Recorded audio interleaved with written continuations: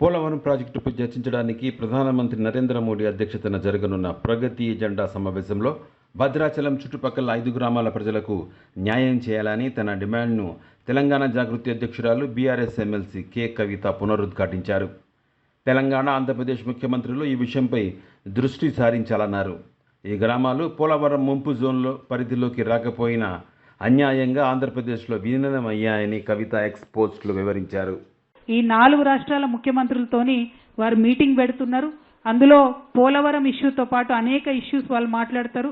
ఆ మీటింగ్లో నరేంద్ర మోదీ గారు ఖచ్చితంగా ఈ 5 గ్రామాలను తెలంగాణకు మళ్ళీ తిరిగి ఇవ్వాలని చెప్పి తెలంగాణ జాగృతి తరఫున మేము డిమాండ్ చేస్తూ ఉన్నాం.